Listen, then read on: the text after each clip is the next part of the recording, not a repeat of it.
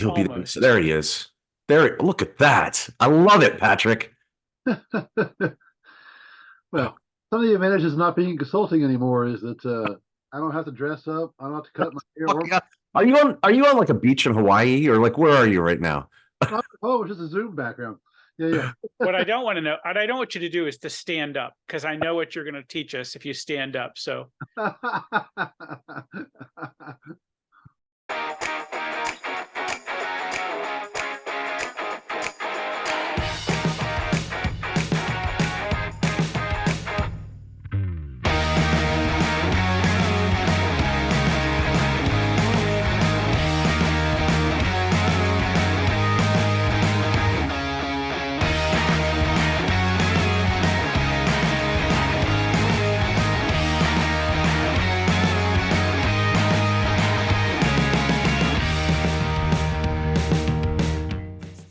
Hi, everybody. Welcome to another episode of Consultants Saying Things. I am Chris Lockhart, and I am joined by Phil Yanoff and special guest. We have a guy who I've known for, gosh, I don't know, we're going on 20 years, but this guy his name is Patrick Milholland, and Patrick was an ex-consultant, colleague of mine back in the day, management consultant, and then he kind of went on to do sort of this really interesting career trajectory. And Patrick, we're going to talk about this, but Patrick left consulting. He went into roles like he was a CFO, he was a CEO, he was a CIO, CTO. He was all the C's, all the C suites. And most recently was working at a company called Art19, which dealt with inserting advertisements into podcasts, which I think was just recently sold to Amazon a couple of years back. And so I think technically you work at Amazon now, right? So Patrick, welcome to the program. I'm glad that you are here. I'm glad we could arrange this. So thank you for joining. So what are we going to talk about today? Well, look, you've had kind of an interesting career, right? And I think one of the things that, people who listen to this or watch this, and certainly every consultant that I engage with, one of the primary things that they're always thinking about is, I've got a career path. At some point, I'm probably going to exit consulting. What does that look like when I exit consulting? Where do I position myself, right? And I think what's interesting about what you've done, right, is you exited consulting and went sort of right into these roles that sort of incrementally increased what's the right word, gravitas, right, your presence, all of those things. So I kind of wanted to get into that. So I think one of the first, where do we start? We start with how did you get into management consulting to begin with? Because I mean, you and I started working on a project, but we'd all both already been in for a while, right? So how did you get started? So I was in my 20s, and I got to director of software engineering for a startup in Northern Virginia that had no official education, right? No bachelor's degree, no master's degree, no formal education. So I made a strategic decision to go back and get my education and interrupt my current career because I was looking at roles above me, and all of them had some educational requirement at that time, right? It's a little more flexible now, but I looked at where I wanted to go, and all of it had educational expectations for it. So I gave up a six-figure salary in my 20s to go back and do education.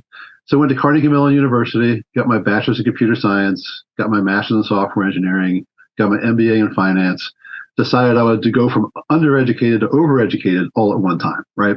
That's awesome. Just shove it all into one thing and get it done. Right? So I got my 3 degrees there, and I came out of the MBA in finance, and it was interesting because I originally had couple of choices, right? I had management consulting, or I had this interesting thing at Progressive called a leadership rotation program, where they were trying to emulate GE, who was famous for having the most Fortune 500 CEOs ever, them and McKinsey, right? So this whole leadership rotation program where they put you into every possible role to, groom you to be a future executive. What I learned from Progressive was that it was a pilot program that they discussed, but it was not overall adopted by an organization. It was a pilot program with a certain area, and it became a lightning rod of why was I there and no one else there. I became like this political firestorm centered around me, around why does this exist? Why weren't we collaborated? Why can't I put my person in here? And it was good in theory, but when it actually worked out in practice, it was a whole lot of political games that were way above my pay grade. Right. So you decided consulting's the place for me because there's no politics. Exactly. That was it, right? So I reached back out to Paul Frank, who you and I are both aware of at the time, who I interviewed with as well out of the MBA program in finance. And he said, yeah, come join Diamond. We'll be happy to have you, right?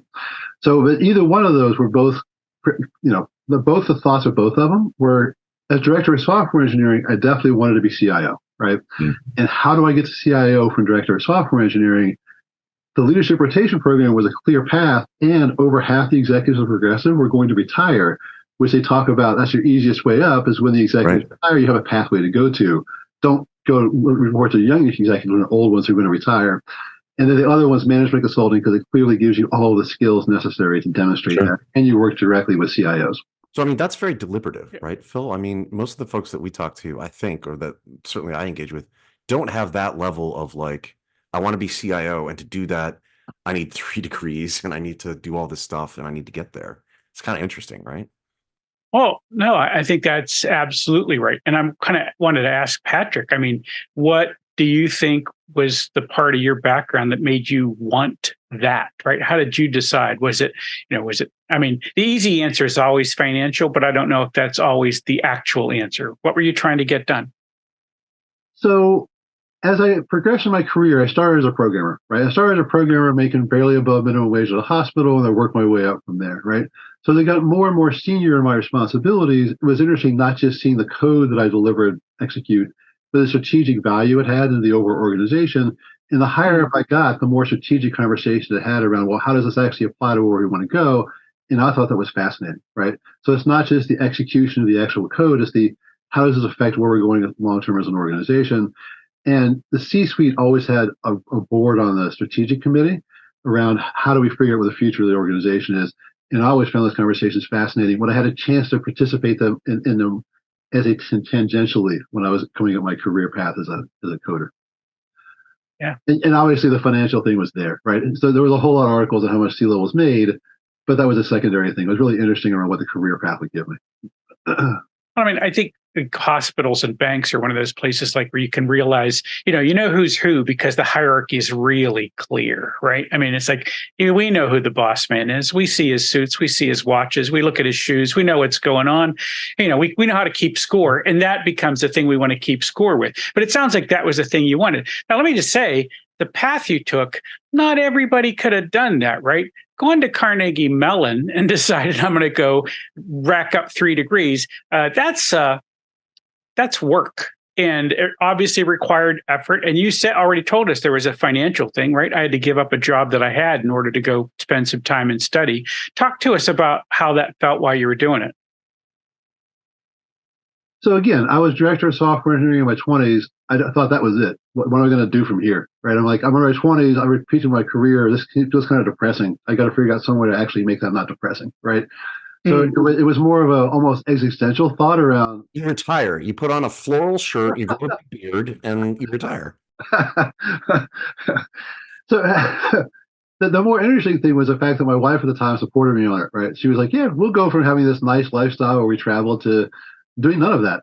And go living a college student sort of existence.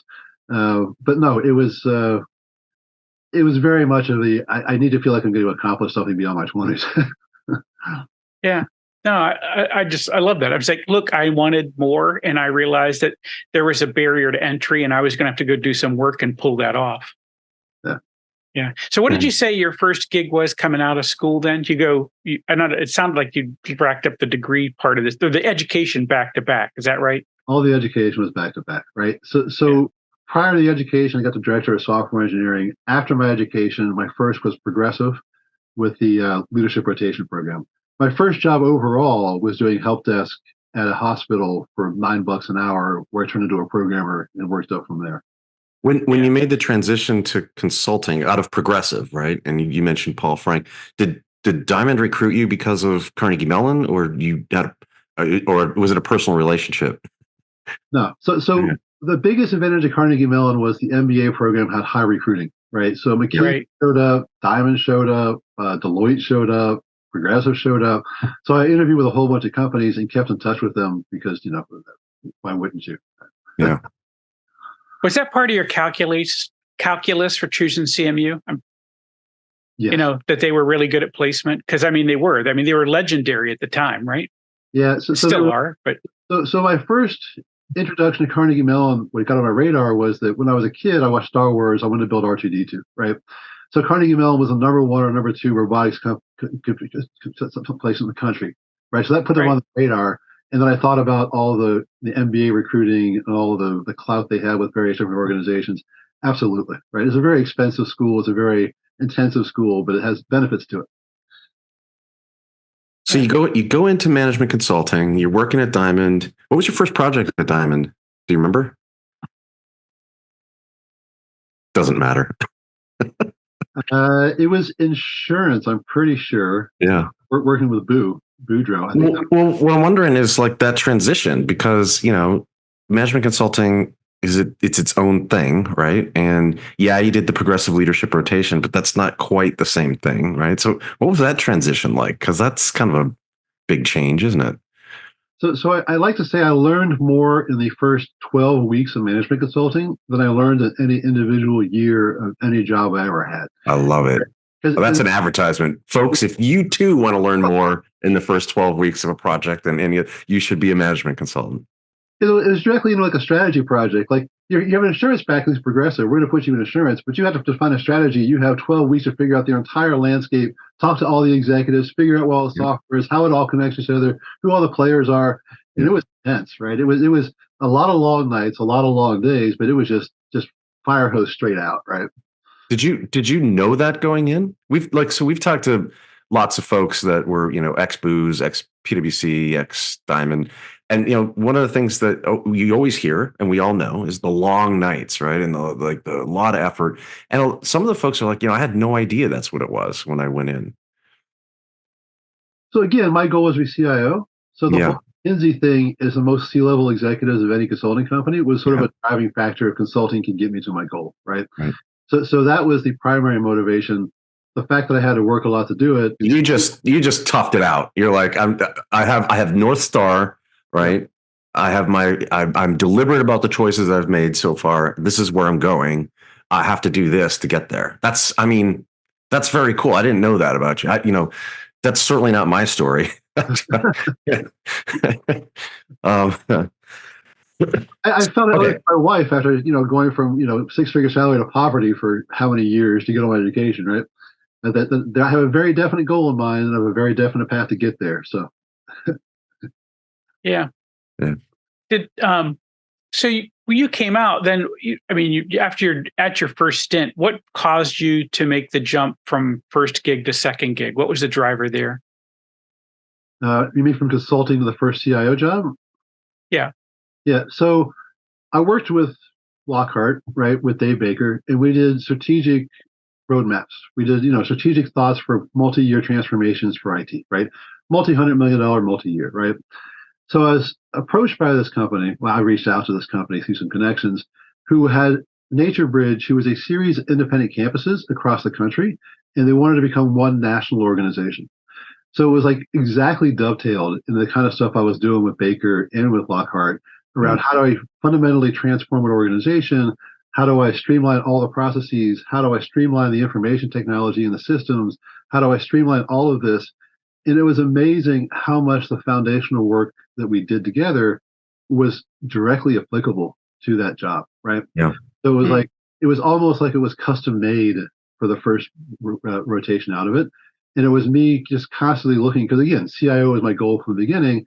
So I would regularly look for CIO jobs, and I thought, I want to apply for this thing, right? So that was the... and they just let you in. They just said, sure, come on in.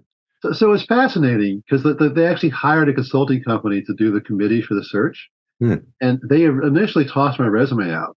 And the consulting guy's like, I'm in consulting. This guy has the exact skill set you want to transform your organization. I see the value of consulting. Give this guy an interview. So I actually had to be pulled back off the reject pile by the consultant that was helping them figure out the search path. So consulting saved your life in at least more than one way. Yes. The consulting definitely saved my life in more than one way. That's fantastic. All right. Was that first gig, that was a what was that? What role was that? CIO. So that was CIO. Yep. So you made it. You're CIO. Yep. That was your goal. You're there. That was my goal, right? That was it was also interesting in that it was a national nonprofit. So it was an opportunity to really invest in the mission, which I underestimated the first time around how much it actually felt good to have a positive mission to have for the overall organization. it does actually make a difference, right? And it's an interesting motivating factor to the entire organization when you're all aligned to the same mission. Environmental education, improving the lives of children, a bunch of other stuff which had direct measurable impact over the 40 years that had been in business, and a bunch of people talking about how it changed their life forever, how they were inner city and now they have a career because of Nature Bridge and the ability it was able to shift their life. So from a personal satisfaction perspective, it was the opposite of consulting. And it was also interesting. My anecdote from that one, Chris, was that when we were in consulting, they talked about what's the best 5-star hotel, what's the best first class, what's the best international. You show up at this national nonprofit, they're like, we're thankful for the children, we're thankful for the sky. We're very organic. We don't waste travel. We don't, our carbon footprint is minor. We're here to give back. So it was like you couldn't picture a more shift in social expectations between two jobs ever. You went from a points whore to the not, right? Yeah. Phil, you didn't describe that as you didn't describe that as a sacrifice, though. I mean, and here you are smiling when you talk about it. You led with the values were something that you could lean into and felt good about. Is that the way it felt at the time, or did it take retrospective to figure that out? So my dad started his career in military aerospace. So he built a lot of military airplanes. And at one point in his life, he was like, how many people have I killed? So he switched his career over to something that was more giving back. It was the first time in my career I reflected that, okay, I kind of understand what my dad's talking about now, right? If you go to a job where you're focused specifically on making the world a better place, it does feel better from a fundamental standpoint, right?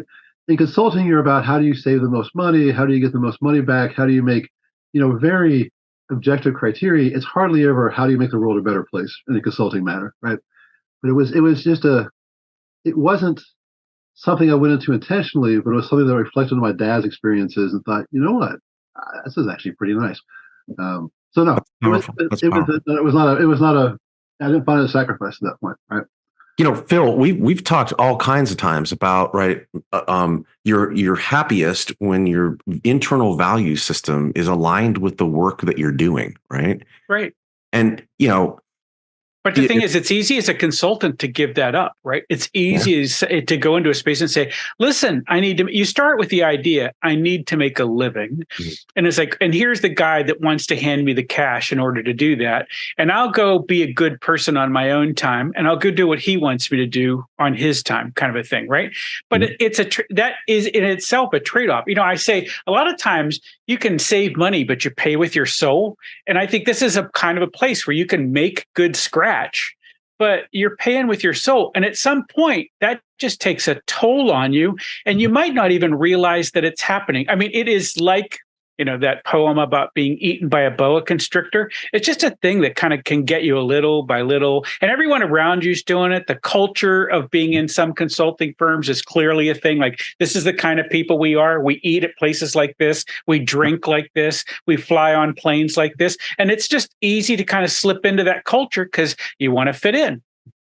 Wow. Okay. So I like that idea, and I'm just I'm throwing a spotlight on Patrick's story of, this is part of it, because no one ever sits down, especially a consultant, never sits down in their spreadsheet of figuring out about their job opportunities and then has, how well does this align with my values? That's a woo what thing are my for values? A 20-year-old.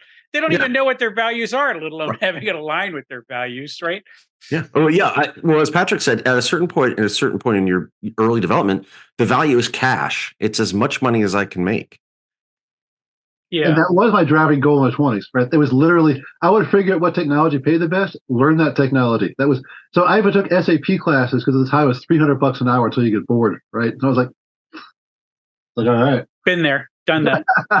Yeah. I mean, Phil decided OS2 Warp was the future. And so no, I'm going to tell you, to be serious about it, for me, it was when we went from single user systems like to Unix, right? Because I remember making the jump into big multi-user systems from the PC side up, right? And it was like, oh my God, these Unix guys are charging 10 times what I'm charging. I'm going to do that. And then it would be another thing and another thing and another thing. And that's how I did the same thing. I leapt along with one technology to another technology because it's like, this just pays better. So let's go do that. Yeah. And it Yeah. was great back then because you'd have like advertisements would tell you how much the technologies would pay. So you just sit there and look That's at right. job boards and go, "That's the money I want to make. I can do it. That's the path." That's right. So in this process, right? Getting back to your journey here, right? So we're working together on an awesome project in San Francisco. It's a great project. All the while you're calculating how to leave, Yeah. right? So what I want to get to is because when you're on a project, you're on a project. Like what was your thought process? Like how did you were actively managing your career, right? Is what you were doing, right? And again, you had this North Star. So like what were the steps you were taking? Like LinkedIn was around, but it wasn't huge like it is now. So like what were you doing? Like networking? Were you polishing up your resume? Like what were some of the things, the steps that you took as you were planning your exit kind of thing? So there was a quote somebody made years ago that said, "There's no roadmap in life." And I thought, well, maybe, right? Because if I want to be CIO, there's a bunch of people who've been CIO who talk about their path to CIO and what they had to do to get there, right? What skill sets they needed, who they need to know. And I read a lot of that back in my late 20s to try to figure out what I needed to know, right? So they talked about what strategy they needed to know, what technologies they needed to know, what skill sets and what jobs led them to what they needed to know. So I did enough of that research that I had a pretty good picture in my head of what my resume needed to look like and what my background needed to be. And I just customized to that. It was an expansion of the conversation we just had in my 20s. Find a job description, what paid the most, learn that skill set, apply for that job. It was just a larger scale version of that because it was a larger scale of research to figure out what those requirements were, right? Sounds simple, right? It's not difficult. It's just, it's committed, right? It's like there are so many things in life which will divert you from places for various different reasons. And it's like, as long as you stay focused on what you want, you can get to where you want to go. It's just the trade-offs you're making, right? It's hard to go from a six-figure salary to poverty to go back to school. It's hard to convince your wife to go from a comfortable life to go invest in this. It's hard to work the 70-hour weeks in consulting to get the skill set you need to get the stuff done, right? But if you want to do it, I mean, there's a path there, right? And I tell people all the time, America's great. One of the best interviews I ever had was with a girl, CIEE. They were international exchange students, right? She talked about interviewing around the world, and Europeans would expect to get a job in their degree, right? So they get a degree, they figure out the job, they have a whole career path. She said what I loved about Americans was the degree was just secondary. Americans would do whatever they had to do to survive, right? So their past education, their past experience was just past. If they're here, they got to go there. They'll figure out how to go there, regardless of what their past was to get there, right? So I always thought that was an interesting philosophy and perspective on global expectations and global, understanding of how you get to where you want to go, right? So it's like that just go. But anyway, so anybody can wake up one day and figure out what they want to do. There's a path to get there, right? Literally, you can go to Udemy, pay for a $12 course in whatever technology you want, figure out, build your own website, build a portfolio, network your way into a job. There's interesting ways to get to where you want to go that are publicized if you look for them. So, okay, today, right? It's like, look, if you want to learn Snowflake or whatever, right? I mean, there's all kinds of online resources and all kinds of stuff. 2007, 8, 9 era, right? With kind of the era I think we're talking about when you're making some of these decisions, it wasn't quite as much stuff. I guess what tools, that's terrible. That's the only word. What tools did you use, right, to help you with this journey, right? Because, I mean, back then you'd be watching, taking a learning module or like reading a book, I guess. You're reading books, right? What? SAP for Dummies. Is that where you start? Is that? So Swift, the first real job I got with my first real paycheck, right? I was the least qualified individual from a pure qualification standpoint. So the reason Totally hired me was that I knew more about their company than they did. I knew more about their domain space than they did. I knew more about anything than any other person they talked to, right? But you were prepared. I was prepared way more than anybody else was. How I prepared back then was microfiche. I would go back to the library in the basement and microfiche articles. Wait, what? You remember microfiche? You're old enough to remember microfiche. Yeah, I know. I'm just sort of like kind of astonished. But it was like you go back to the microfiche in the basement of the library, and they have like a whole history of newspapers over years. You can go back and figure out. You remember this little thing you scrolled around to figure out the zoom in magnification. You started reading the details on it. It was there, it was just a lot harder to get to. Yeah, and it wasn't quite indexed for like let me search for company X. Okay. It wasn't a 30-second search. It was a 4-hour journey in the basement of a library. That's interesting. So like it's so much easier now. I wonder how that impacts people that are kind of following that same path today, because it seems like it would be a lot easier for them to do these things. It would be, but the problem is that the like Indeed or something like that, you can just spray and pray, right? That you get so much black hole of your resume that you apply to so many places that by the time you get an interview for someplace, it feels like you're wasting time to research it. So I still have the same problem with people I interview. I ask them, what questions do you have for me? Right? Is the number one question I think is interesting for an interview because it shows what research they've done, what to know about my company, what to know about my division, what to know about what I'm going to do. And almost everybody says, I have no questions, right? So even in this era where you could literally spend 3 minutes to Google the answers you want, 90% of the people still don't do it. Yeah. All right. So you're out. You're working for NatureBridge. You've attained the title of CIO, the first of many titles that you've collected to put on the wall, and now this is what you set out to do. You're there. Yep. Why'd you leave? So let's go NatureBridge for a minute, right? So they hired me to transform multiple campuses into one, right? So I did it. I did it ahead of schedule. I hired the IT staff to do it, put the processes together, got the consolidation of all across, got everybody on the same page. And they said, great, we should promote you. I don't know what to promote you to. We'll promote you to CFO. And I thought, okay, sure, I'll go CFO. No, that was never a goal in my life. That was never a design pattern for where I wanted to go, right? Did you feel qualified to be a CFO? So you and I did a lot of financial models in consulting. Yeah. Right? So we did a lot of strategy work, fine. A lot of financial models, fine. I'm a good Excel jockey, right? I can make formulas dance off the page. And I had a controller and accounts payable and accounts receivable. And I had the people in the organization which were actually qualified to do those jobs. So as someone who leaned heavily on them, yes, right. But it was very, very. So I like to say I was a capital CIO, a lowercase CFO, right? So it was like, so it was like I knew the CIO like front to back. I knew exactly what I was supposed to do. CFO. So this is the first case in history where the CFO reported to the CIO in a way. Yeah. So I used to say that as a CFO, I understood the argument that CIO can't make coherent business cases, right? Right. So that's interesting. I get stuff from IT around this will improve the speed of this, or this microflops or whatever go so much faster. You go, okay, as someone who's been a CIO, I could translate that in my head as a CFO to the business justification, the business value for the organization.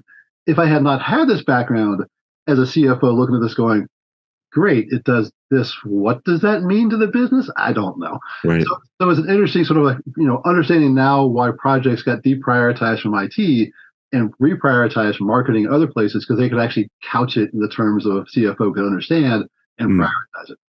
So it sounds like being a CIO equipped him to be a better CFO maybe than most CFOs.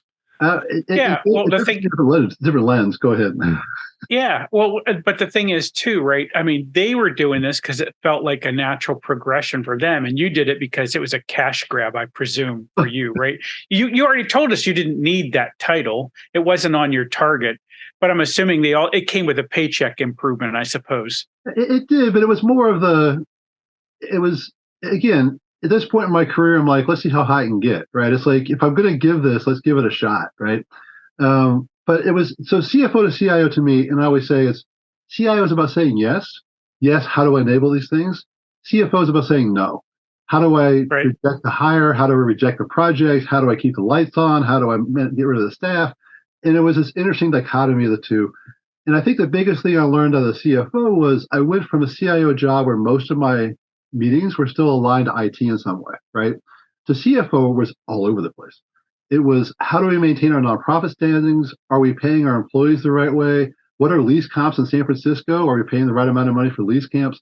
So it was, I went from having a job with 90% IT to like 5% IT and constant context switching from every single meeting that had nothing to do with the meeting I had before it. And that was an interesting experience in and of itself. Sure. All right. So I think this is where Chris was going. You then had that gig in that title, I guess, for 3 years. Something caused you to make a switch. How did that happen? So the CEO retired, the company I was at. So there were two people who were up for it. for the CEO job, and I thought, well, if I'm still going to go, I might as well go at this point. So I threw my hat in the ring. The other guy threw the hat in the ring. They didn't choose me. I mean, again, I only had 3 years experience in the company. At CFO, it really wasn't qualified for CFO, even though I had the title. So it's not surprising, but he and I had a very fundamentally different point of view on where the future of the company can go. And you know how those end up, right? There's like, you can't leave the other guy behind. So that's how that job ended. Yeah. Okay. So does that mean there was a break between you doing that and doing the next thing? Yeah, there was a little break. But I got to the place where I was so enamored with the concept of, well, I wonder what a CEO job is like now, that I actually got to CEO of SFBAC, which is a branch of PMI, Project Management Institute, based in San Francisco.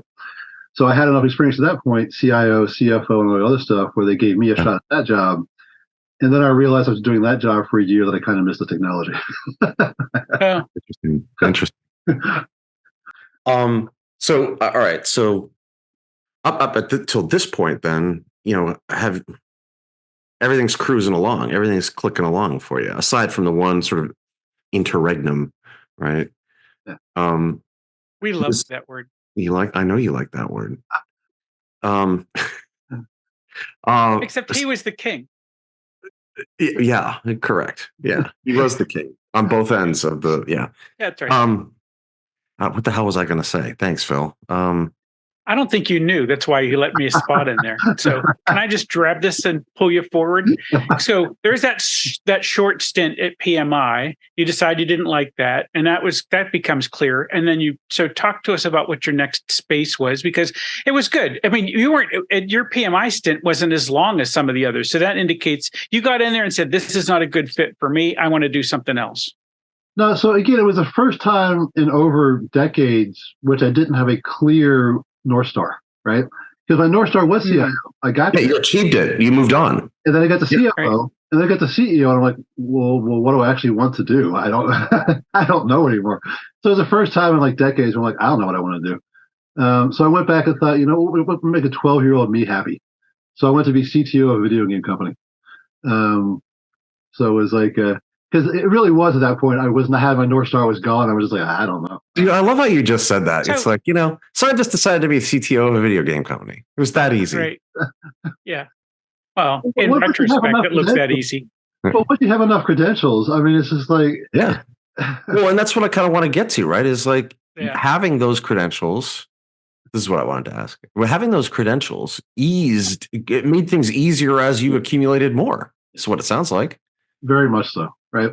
It's someone else took the risk on making you that the first time around. It's the old, catch-22 of your first job. I'm not going to give you a job. You haven't proven you can do that job, so you're not going to get a job. But now that you've had that job, I'll give you that job. It very much became that, right? So people actually started reaching out to me at that point with my background and my titles going, we have this opportunity here. We have this opportunity there, right? Again, tell me, what do you think, Patrick, was it that they felt like they wanted from you, right? I mean, because again, you had a multitude of titles, you tried some different things. What problems do you think that any of these people thought you could solve for them? Why did they want you? So I think Carnegie Mellon helped a lot. I think the fact that I had 3 degrees from Carnegie Mellon gave me cachet, right, especially in Silicon Valley, where they have a whole lot of CMU people with technology. And a CMU guy who started his career as an engineer and has also had the title of management consulting in these C-level titles is unique. I mean, there's not a whole lot of people who have that sort of background. And interestingly enough, some of the jobs like CIEE, they were consulting background, right? Or some of the other people had some consultants somewhere on their staff that thought, this guy's background is fascinating. Not only as a consulting experience I have, but the hardcore tech stuff from way back that's like, interspersed career. So the titles matter. Do you think, because you lived in Ohio when we were working together, and I know you moved to California, do you think being in Silicon Valley was a big part of this? I do. So location mattered. It wasn't just. Yeah. Interesting. Okay, so. And then one last comment on that. So the most common refrain I got from a lot of the places. So at this point, I'm like, so after the CTO of a video game company, I'm like, I'm in Silicon Valley. I should do some startups because I'm not here. Because again, my North Star is gone. I'm trying to wander around at this point. And a lot of people who reach out to me said they needed an adult in the room. was the reason they reached out to me, was because they had a whole lot of people in their 20s who were the technologists, but someone who didn't have the breadth of experience to define the processes, oversee it, understand both the technology and how the system's supposed to work. So that was a phrase I got more often than anything else. They needed adults in the room to manage all these people. How old were you then, do you think? Oh, but this time I was 40s, right? Okay. I mean, because I was trying to figure out, there's that, right? So the experience, and I get that, right? We want someone to act as governor, right? You describe it as adult in the room, but someone to say, okay, what is actually possible and how do we actually get there? Yep. Yeah, I and get someone that. who has enough experience in the performance management to understand if it's not working, what to do to fix it, and someone who can make the hard decisions to make it work. Yeah. Hmm. Can I just say a thing that I don't see in this background? And I don't know if you just haven't told us yet, or maybe we're not asking great questions. I don't see you getting beat up a lot in here, right? These all look like jumping from success to success. Where are the beatings along the way? So the biggest beating was probably after. Well, so Nature Bridge was a beating because I was not prepared to lose that job. Right. It was the first time where I was like, I have no job, but it wasn't my choice really to have no job. Right? I see. Mm-hmm. So I had to go figure out how I wanted to position myself, how I want to network over that, and leverage a lot of the network I've built over the years to do it. The second beating was after the CEO of SF Back. Again, I was not deliberate anymore. Right. At that point, I'm reactionary. I haven't been the decades of proactive, and trying to figure out what I wanted to do. So the problem with the C-level titles is by definition, there's one C-level in every organization, right? It's not like there's a dozen roles they're hiring for one. So the competition is really hard to get to. So it would take me way more interviews than ever before. It would take me like months of interviews to get through a process. And it was much harder to get in the door. So there was a good period of time after SF Back where I was unemployed for a good long time trying to figure out what my next step was. So that was probably the single beating, because to your point, I was rolling along up to Nature Bridge, and then I got, like, okay, now I'm here, and then it's like, what am I doing? Right. So I had to really recalibrate what I needed to do, where I wanted to go. It was rough there for a little while. I can't say it wasn't. Yeah, but from the outside, right? It looks, as Phil said, it looks like a consistent success story, one after the other, right? Yeah. Well, what's that picture of success that looks like this, but it's actually like, this little white. Right. Yeah. Right. Or the duck that's constantly moving its feet under the water.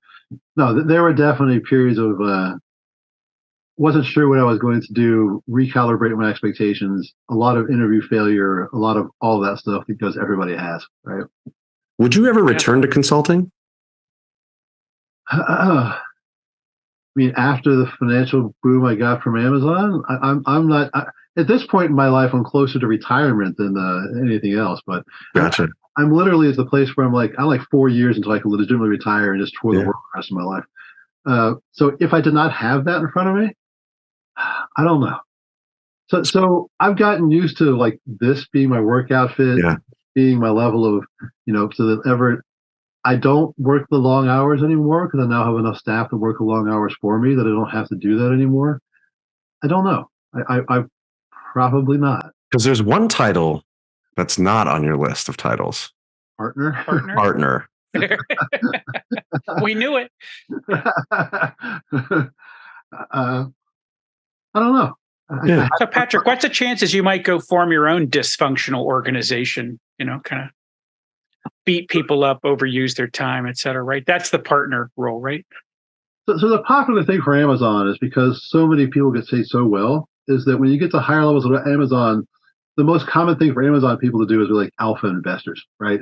Or they own a chain of restaurants, or they, own some other diversified income stream. So I think it's much more likely that I go buy real estate or buy something else and have a diversified income stream than it is that I start a consulting company. Mobile home parks. There you go. I don't know if you're kidding or not, but I know that guy too. No, I'm not kidding. Yeah. Yeah.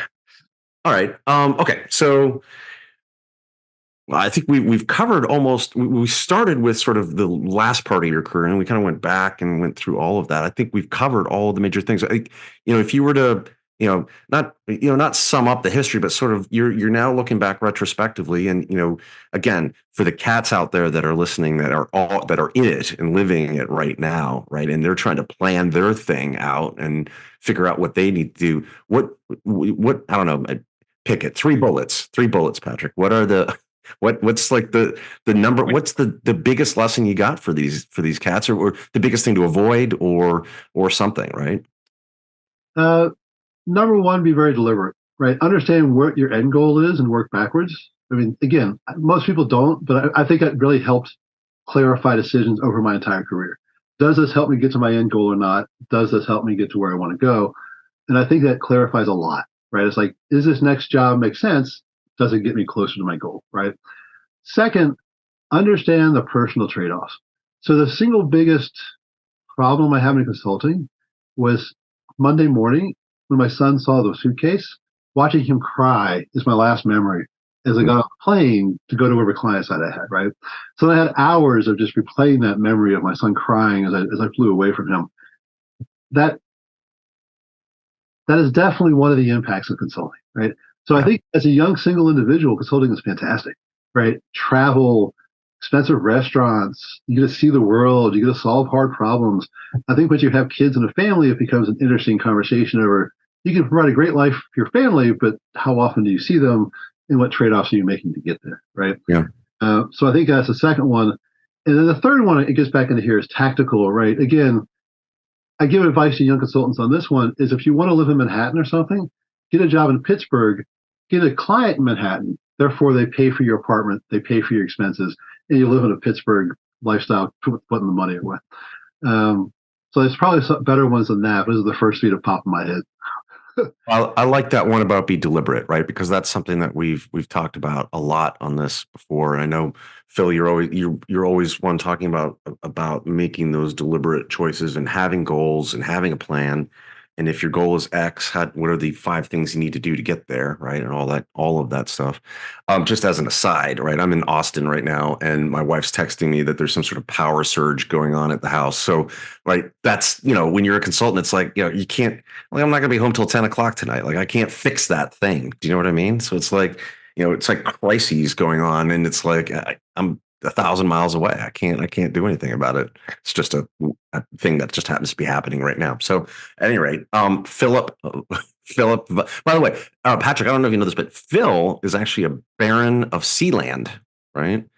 You're familiar with Sealand. 60 Minutes. So, yeah. Right. It's that platform off the coast of England, which is its own country, and you can pay for citizenship there. So he's a lord, a baron, a baron. Yeah. Baron. Sealand, probably the highlight of my career, really. Yeah. It's not it was a title that he collected. He was like the title I do not have. I've never had that title. Oh, well, Lockhart can get you scored on that one. So that's it. I like that. There's my LinkedIn headline, Baron. Yeah. I think I'm going to do that now. Now that it's all been highlighted, I think that's an important thing. Yeah. Did you have a question for me? No, just your final thoughts.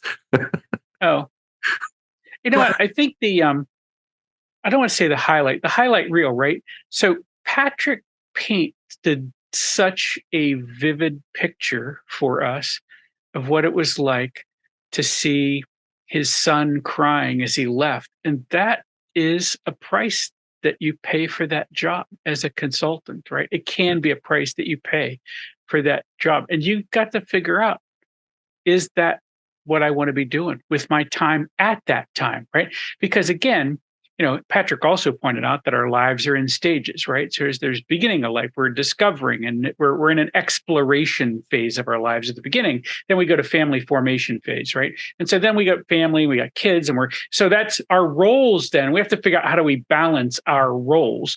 So I did not think that today. I thought today we were going to be talking about how do we make pivots and how do we make jumps and how do we make good decisions about this? And yes, it's important to figure out what at least is our proximate goal.